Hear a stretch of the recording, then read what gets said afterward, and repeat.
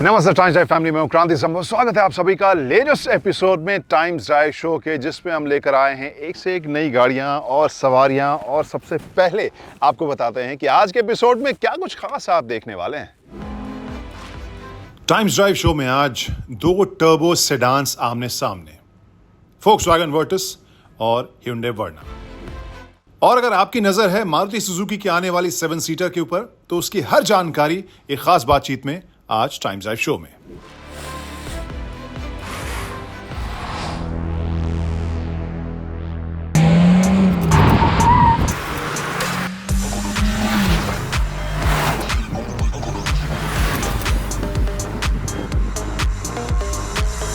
जब तक 2023 Hyundai वर्ना नहीं आई थी, तब तक सेगमेंट में सबसे ज़्यादा प्रीमियम या कहें कि क्लासी दिखने वाली गाड़ी ये थी Volkswagen की वर्टस। लेकिन नई Hyundai वर्ना आने के बाद गेम जो है थोड़ा एक स्टेप और आगे चला गया है प्रीमियमनेस को लेकर, at least in terms of exterior design की बात करें तो आज ये दोनों गाड़ी हमारे साथ हैं। Volkswagen की वर्टस है, 2023 Hyundai वर्ना है। दोनों गाड़ियों को आमने सामने रखेंगे इस वीडियो में और बताएंगे आपको कौन सी गाड़ी ज़्यादा बेहतर है दूसरी से, किन मायनों में, और कौन सी गाड़ी आपके लिए एक बेहतर परचेज बन सकती है।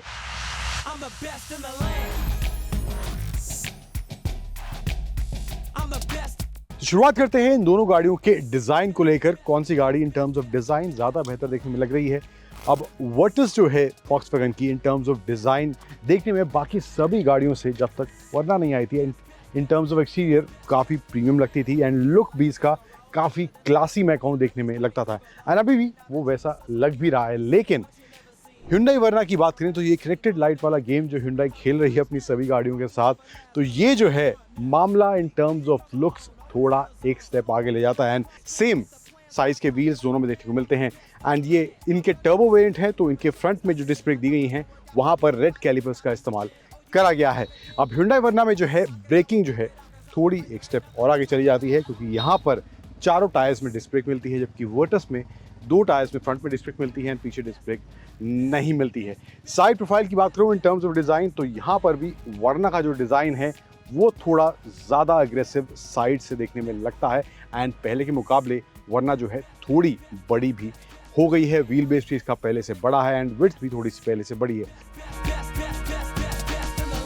पहले बात कर लेते हैं इंटीरियर की। इस Volkswagen वर्टस में कैसा देखने को मिलता है। गाड़ी को करते हैं स्टार्ट एंड अंदर बैठने के बाद ऑफ कोर्स फील अभी भी इसमें वही वैसा प्रीमियम देखने को मिलता है। स्पेशली ये जो रेड इंसर्ट्स इसके इस GT वेरिएंट में दिए गए हैं, ये इसको वाकई में एक अच्छा look in terms of interior ज़रूर देते हैं।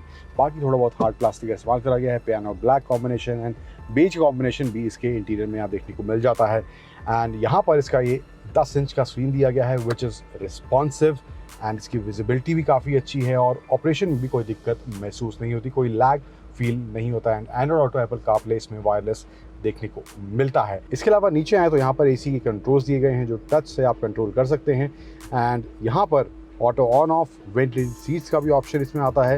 एंड ये जो है DSG वाला वेरिएंट जैसे कि मैंने आपको बताया, लेकिन हाल ही में Volkswagen ने वर्टस के इस GT वेरिएंट में एक ऑल ब्लैक वेरिएंट के साथ साथ मैनुअल की भी अनाउंसमेंट करी है, तो वो एक और एडिशन अब इस वर्टस में हो गया है। Wireless charging, USB-C charging points 2 देखने को मिलते हैं, 12 वोल्ट का socket, 2 cup holders and armrest कि यहाँ भी थोड़ा सामान रखने की जगह देखने को मिल जाती है। Slidable which is good and convenient. Screen जो है इंस्ट्रूमेंट क्लस्टर की वो भी इसमें डिजिटल दी गई है, वहाँ पर भी कॉम्प्रोमाइज़ नहीं करा गया। एंड देखने में ओवरऑल जो है लेआउट काफ़ी नीट और स्पोर्टी प्रीमियमनेस के साथ फील होता है। Now let's get started with the interior of 2023 Hyundai Verna and this is also turbo variant, तो यहाँ पर भी जो है मामला पूरा स्पोर्टियर फील के साथ दिया गया है। सबसे पहले ये स्क्रीन दिया गया है यहाँ पे 10.25 इंच का, एंड इसका जो स्क्रीन है थोड़ा ड्राइवर सेंट्रिक है, थोड़ा एंगुलर है विच इज़ गुड। थोड़ा फैन स्लो करते हैं ताकि ऑडियो क्लियर आए। इसके साथ साथ इसमें जो एक और एडिशन हुआ है या कहीं कि एक और कूल फीचर अब दिया गया है, नीचे की तरफ आए तो यहाँ पर स्विचेबल ये कंसोल देखने को मिलता है, जिसमें आप जो track settings, media, radio navigation एक तरफ देखते हैं, फिर इसको प्रेस करेंगे, दूसरी तरफ AC कंट्रोल्स में ये कन्वर्ट हो जाता है। Android auto and Apple CarPlay जो है इसमें वायरलेस नहीं आता, हालांकि इससे नीचे वाले जो वेरिएंट्स हैं 8 इंच स्क्रीन का जो आते हैं वहाँ पर वायरलेस दिया गया है, लेकिन इसमें अभी फिलहाल नहीं दिया गया है। Hyundai कह रही है अपडेट करेंगे, OTA अपडेट आएगा तो इसमें तब वायरलेस देखने को मिलेगा। अभी सिर्फ आप वायर्ड कनेक्टिविटी के साथ इसको कनेक्ट कर सकते हैं एंड्रॉइड ऑटो और एप्पल कारप्ले को। नीचे वायरलेस चार्जर, USB-C और A चार्जिंग पॉइंट देखने को मिलते हैं, 12 वोल्ट का सॉकेट। DCT वेरिएंट है, इसमें जो है मैनुअल का ऑप्शन भी आता है। एंड ड्राइव मोड इसमें 3 दिए गए हैं, इको, नॉर्मल और स्पोर्ट। एंड यहाँ पे रिवर्स पार्किंग कैमरा ऑन करने का ऑप्शन दिया गया है। 360 डिग्री कैमरा का ऑप्शन इसमें नहीं दिया गया, कुछ ADAS वाले फीचर हैं बट 360 इसमें मिसिंग है। देन इधर की तरफ आएँ तो पार्क असिस्ट यहाँ पे देखने को मिल जाता है, electronic parking brake, auto hold, cup holder. And यहाँ पर जिस तरह से एक कप होल्डर अलग से दिया गया है, नहीं चाहिए तो यहाँ पे थोड़ा ज़्यादा स्पेस बन जाता है। आर्मरेस्ट, स्लाइडेबल एंड एडजस्टेबल यहाँ देखने को मिल जाता है। इधर आए स्क्रीन पे तो ये भी डिजिटल स्क्रीन इसकी दी गई है। एंड इसमें जो इन्फॉर्मेशन की बात करें तो लेन असिस्ट वाला ऑप्शन यहाँ देखने को मिल जाता है। तो ADAS वाले लेवल 2 के फीचर्स भी इसमें कुछ दिए गए हैं, यहाँ से आप उनको कंट्रोल भी कर सकते हैं। डिस्टेंस जो आपको सेट करना है वो भी आप सेट कर सकते हैं, तो यहाँ पे ये सब फीचर्स देखने को इसमें मिल जाते हैं। हीटेड और वेंटिलेटेड सीट्स का ऑप्शन देखने को मिलता है। वेंटिलेटेड सीट्स वर्टस में भी हैं, लेकिन यहाँ पर हीटेड सीट का एडिशनल ऑप्शन भी इसमें दिया गया है। तो Hyundai वर्ना की रियर की बात करें तो यहाँ पर मामला पहले से ज़्यादा स्पेशियस हो गया है, क्योंकि इसकी जो चौड़ाई है पहले से बढ़ गई है। एंड रूम देखेंगे आप, लेग रूम की बात हो गई, सीट मेरे हिसाब से एडजस्टेड थी। Leg room, head room, Thai support, मामला सॉर्टेड है, कोई दिक्कत यहाँ मुझे फील नहीं हो रही है। एंड बैक एंगल भी अच्छा देखने को मिल रहा है, तो लंबी जर्नी पर भी कंफर्ट यहाँ अच्छा मिलने वाला है। Now let's get into the rear seat of Volkswagen Virtus, and according to my height, which is 5'9", यहाँ पे leg room, head room and thigh support, कोई इशू मेरे को देखने को यहाँ पे नहीं मिल रहा है। अगेन सीट का एंगल भी अच्छा है, तो लंबी जर्नी पर मुझे लगता है यहाँ पर भी मामला कंफर्टेबल होने वाला है। सो मामला मुझे यहाँ पर भी सॉर्टेड फील हो रहा है। हल्का सा मैं कहूँ, हल्का स्लाइटली अगर वेट की बात करूँ तो थोड़ा सा एक्स्ट्रा Hyundai वर्ना में एक्चुअली नंबर थोड़ा ज़्यादा है, तो वहाँ पर ज़रूर फील होता है। बूट स्पेस की बात करें तो दोनों ही गाड़ियों में बहुत माइनर सा फर्क है। 521 लीटर का बूट स्पेस यहाँ मिलता है। देन Hyundai वर्ना की बात करें तो यहाँ पर स्पेस जो है 528 लीटर का है, 7 लीटर एक्स्ट्रा है, बहुत ज़्यादा फर्क नहीं है।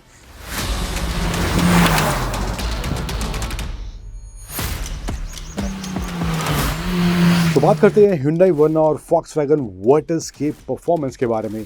तो इंजन ऑप्शंस की बात करें तो 1 लीटर MPI पेट्रोल और 1 लीटर टर्बो GDI Hyundai वर्ना में देखने को मिलता है। वहीं दूसरी तरफ Volkswagen की Virtus में भी 1 लीटर टर्बो पेट्रोल और 1.5 लीटर टर्बो इंजन का ऑप्शन है। वर्ना में 6 स्पीड मैनुअल IVT और 7 स्पीड DCT का ऑप्शन अवेलेबल है, जबकि Volkswagen की Virtus में 6 स्पीड मैनुअल, 6 स्पीड ऑटोमेटिक और 7 स्पीड DSG का ऑप्शन अवेलेबल है। अब परफॉर्मेंस की बात करें तो पेपर पर जो आंकड़े दिख रहे हैं तो सो दिख रहे हैं, लेकिन जो गाड़ियां आज हमने चलाई हैं, ये वर्ना जो इसका टर्बो वेरिएंट है और वर्टस का भी टर्बो वेरिएंट हमारे साथ था। तो परफॉर्मेंस की बात करूं तो वर्ना का जो परफॉर्मेंस है टर्बो वेरिएंट का काफ़ी अच्छा है, तेज सर्रार दिखती है, टॉर्क डिलीवरी भी शुरुआत से अच्छा देखने को मिलता है एंड पावर भी अच्छा खासा इसके इस टर्बो वेरिएंट में देखने को मिलता है। वहीं दूसरी तरफ वर्टस की बात करें तो परफॉर्मेंस के मामले में वहां पर भी कोई कमी इन terms of power delivery, in terms of torque देखने को नहीं मिली। गाड़ी तेज तर्रार है और एक्सीलरेटर को पुश करते ही गाड़ी से वो एक्साइटमेंट निकलता हुआ इन टर्म्स ऑफ परफॉर्मेंस जरूर फील होता है। So in terms of engine performance दोनों ही गाड़ियां सेटिस्फैक्टरी मुझे चलाने के बाद महसूस हुई। अब गियर बॉक्स की बात करें, जो इसका जो वेरिएंट था वर्टस का वो DSG वाले था और वर्ना का जो वेरिएंट था वो था 7 स्पीड DCT वाला, तो स्लाइटली बेटर मैं कहूँगा इन टर्म्स ऑफ रिस्पॉन्स DSG मुझे वर्टस में देखने को मिला है। वर्ना का जो 7 स्पीड DCT है उसका भी रिस्पॉन्स ठीक है, बट उस DSG से थोड़ा सा कमतर वो फील होता है जब तेज तर्रार शिफ्टिंग की जरूरत होती है तेज रफ्तार में। वहीं दूसरी तरफ सस्पेंशन सेटअप और ब्रेकिंग के हिसाब से दोनों ही गाड़ियां सॉलिड फील हो रही हैं, कोई दिक्कत इन टर्म्स ऑफ सस्पेंशन सेटअप या कहें कि कंफर्ट को लेकर बात करें तो वहां पर मुझे लगता है थोड़ा सा बेटर कंफर्ट वर्ना की सीट्स में बैठने के बाद मिलता है कंपेयर टू Volkswagen की Virtus। बट मैं कहूं कि अगर हैंडलिंग के हिसाब से कौन सी गाड़ी ज़्यादा बेहतर है तो वहां पर जो स्टेबिलिटी और हैंडलिंग वाला पार्ट है वो Virtus के कोने में जाता हुआ दिखाई देता है। वो ज़्यादा गाड़ी स्टेबल तेज तर्रार जब होती है वहां पर ज़रूर फील होती है और स्टेबिलिटी से थोड़ा और कॉन्फिडेंस आता है कि गाड़ी को थोड़ा और पुश करा जा सकता है। तो यहाँ पर मुझे लगता है Virtus थोड़ी ज़्यादा better in terms of drive and handling feel होती है। ब्रेकिंग दोनों गाड़ियों में प्रिसाइज है, सटीक है, कोई दिक्कत दोनों ही माहौल में इन टर्म्स ऑफ ब्रेकिंग मुझे महसूस नहीं हुई। परफेक्टली काम करती हुई ब्रेक्स दोनों की दिखाई दे रही थी। अब ओवरऑल एज अ पैकेज की बात करूं तो एडवांटेजेस मैं कहूं कि Volkswagen की वर्टस की जो है वो है बेटर ड्राइव और हैंडलिंग इसमें देखने को मिलती है। परफॉर्मेंस भी अच्छा है इस गाड़ी का, और साथ ही साथ इंटीरियर मैं कहूँ कि वरना जितना अपडेटेड नहीं लगे बेशक, लेकिन प्रीमियम फील अंदर बैठने के बाद भी और बाहर से भी कुछ प्रीमियम एलिमेंट्स इस Volkswagen की वर्टस में देखने को मिलते हैं। हालांकि वरना अभी रिसेंटली लॉन्च हुई थी, तो वरना एक updated version in terms of design, in terms of features और in terms of premiumness cabin feel के हिसाब से आपको देखने को मिलेगा।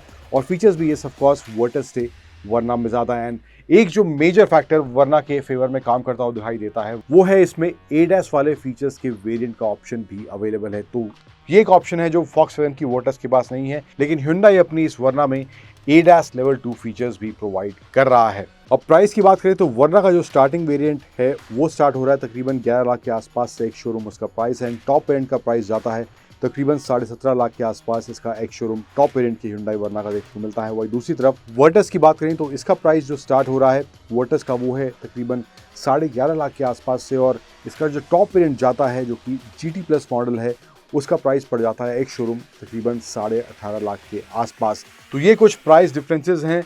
जो स्टार्टिंग वेरिएंट है वहाँ पर भी वरना को एक थोड़ी सी एडवांटेज मिलती है। तो उन एडवांटेजेस और डिसएडवांटेजेस की जो मैं बात कर रहा था उनको मद्देनजर रखते हुए कौन सी गाड़ी आपके दायरे में ज़्यादा फिट बैठती है आपके बजट के हिसाब से, आपकी रिक्वायरमेंट के हिसाब से, तो इन दोनों में से उस एक गाड़ी की तरफ आप जा सकते हैं।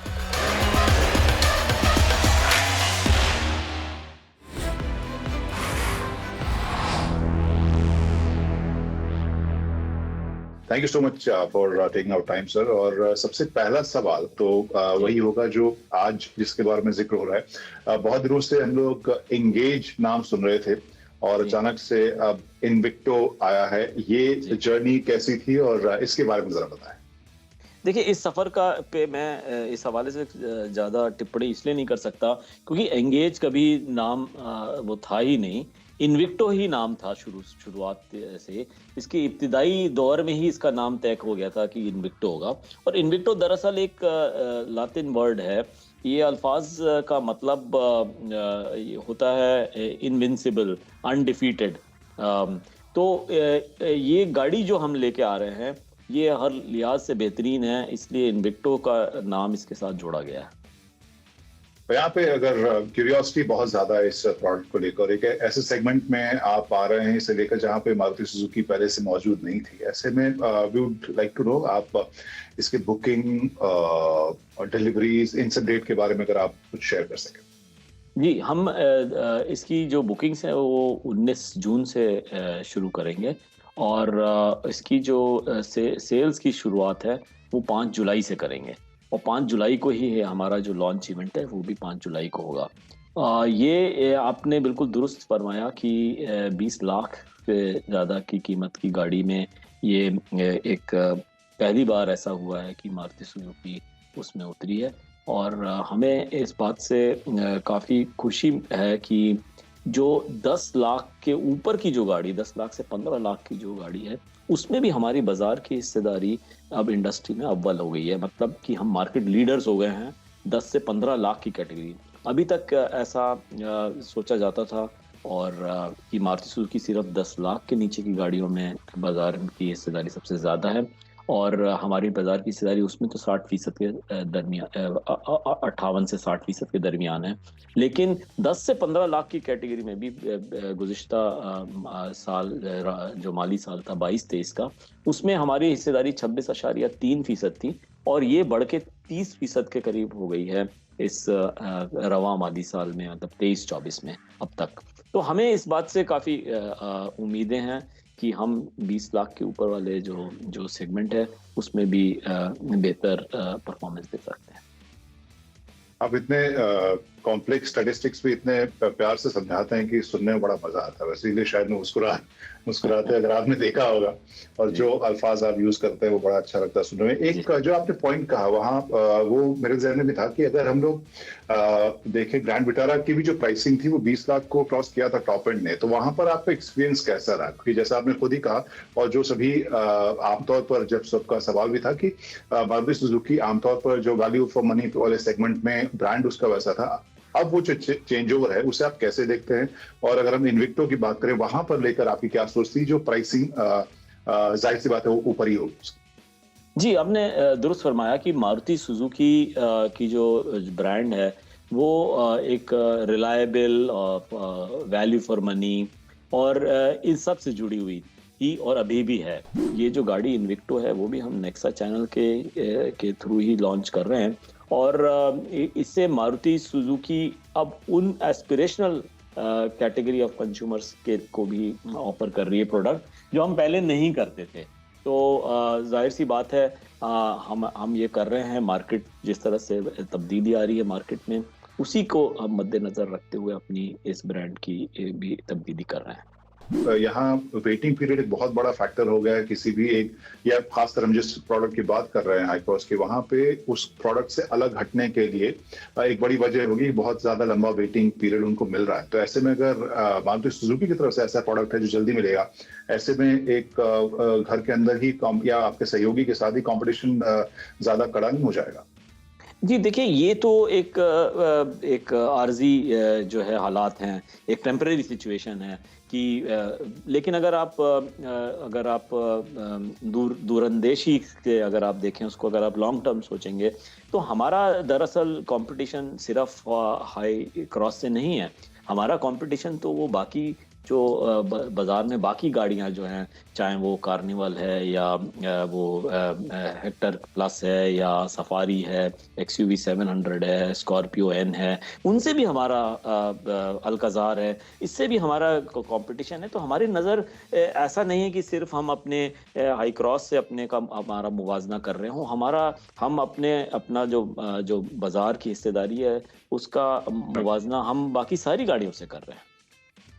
और यहाँ प्रोडक्शन भी हम देखेंगे हाई राइडर और ग्रैंड विटारा की तरह ही टोयोटा की तरफ से होगा या मारुति सुजुकी? जी, ये टोयोटा में है। जिम्नी की प्राइसिंग जो थी वो थोड़ी सी प्रीमियम बहुत सारे रिएक्शंस में देखने को मिली है, तो वहां पर आप क्या कहेंगे, किस तरह का रिएक्शन है नंबर्स के हिसाब से या फिर लोगों की बुकिंग के हिसाब से या इंक्वायरीज के हिसाब से? How is that experience? क्योंकि जिम्नी बहुत दिनों के बाद आप लेकर आए। देखिए, अगर आप ये जो हमने जो कीमतों का ऐलान किया था वो 7 तारीख को किया था और अभी 7 जून को, उसके पहले जो एवरेज बुकिंग्स आ रही थी रोज़ाना की बुनियाद पे वो करीब आ रही थी 92। लेकिन उसके बाद से 7 तारीख के बाद से जो पिछले 7 दिनों में जो हमारी बुकिंग आई है वो करीब 151 पर डे के हिसाब से आई हैं, यानी अच्छा इजाफा हुआ है बुकिंग में। और शुरुआती दौर में मैंने देखा जब हमने ऐलान किया कीमतों का, तो सोशल मीडिया पे कई लोगों ने कहा ये प्राइस हाई है, क्योंकि थार की जो प्राइस है वो 10,54,000 से शुरू होती है, आपकी प्राइस जो है 12,74,000 से शुरू होती है। लेकिन मेरे नज़र में जब उसको बारीकी से जब उन्होंने तहकीक करी होगी सार्फिन ने, उनको ये लगा होगा कि अगर लाइक टू लाइक कंपैरिजन करें तो ये जो जिम्नी है वो थार के कंपैरिजन में थोड़ा कम प्राइस है। जैसे मैं मिसाल आपको देता हूँ अल्फा 80 की। अल्फा 80 हमारा ऑटोमेटिक ट्रांसमिशन का टॉप वेरिएंट है जिम्नी में, उसकी कीमत 14,90,000 के करीब है। और उसका मुवाजना अगर आप लाइक टू लाइक करें तो थार का LX मॉडल है automatic 4 wheel drive hard top, जो 16,10,000 का है, यानी वो 1,21,000 ज्यादा महंगा है। तो यही चीज हमें देखने को मिल रही है बाकी वेरिएंट्स में भी। और मुझे लगता है कि जब कंज्यूमर्स ने इस बात को देखा, बारीकी से तहकीक करी, तो उनको ये समझ में आया कि ये प्राइस ठीक है और यही वजह है कि उसकी बुकिंग्स में इजाफा हुआ है। एंड लास्ट क्वेश्चन सर, कि अगर हम सभी मैन्युफैक्चरर्स की बात करें, वहां पर अभी भी मैन्युफैक्चरिंग में जो एक डिले है, एक जो लिमिट या चैलेंज है, वो देखने को मिल रहा है। वेटिंग पीरियड लगातार लगभग बने ही हुए हैं।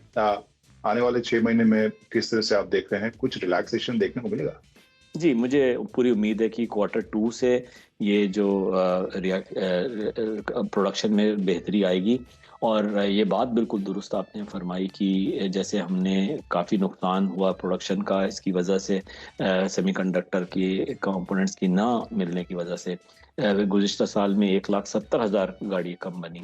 पिछली जो तिमाही थी क्वार्टर 3 की जो तिमाही थी Q3, उसमें करीब 45,000 गाड़ी का नुकसान हुआ। क्वार्टर 4 में 38,000 गाड़ी का नुकसान हुआ। अप्रैल और मई में भी नुकसान हुआ है। और लेकिन ये अब महदूद है कुछ ही मॉडल्स तक। और वो मॉडल्स हैं अर्टिगा, XL6, ब्रेजा, प्रॉन्क्स, और ये आपकी विटारा। और यही वजह है कि हमारी जो टोटल बुकिंग्स हैं वो करीब 3,90,000 के करीब हैं। और हमें उम्मीद है कि दूसरी तिमाही से ये इसमें बेहतरी आएगी और हम अपने जो कंज्यूमर्स हैं उनको हम जल्दी गाड़ी दिलाने की कोशिश करेंगे। बहुत बहुत शुक्रिया आपने वक्त निकाला। शुक्रिया, थैंक यू। वैसे तो हमारी मुलाकात वीकली होती है, आमतौर पर वीकेंड्स पर, लेकिन अगर वीकडेज़ में भी आपके पास कोई सवाल है, कमेंट है, तो फिर उसके लिए बहुत सारे रास्ते हैं। टाइम्स ड्राइव के सोशल मीडिया हैंडल्स को आप फॉलो कीजिए, वहाँ कमेंट कीजिए।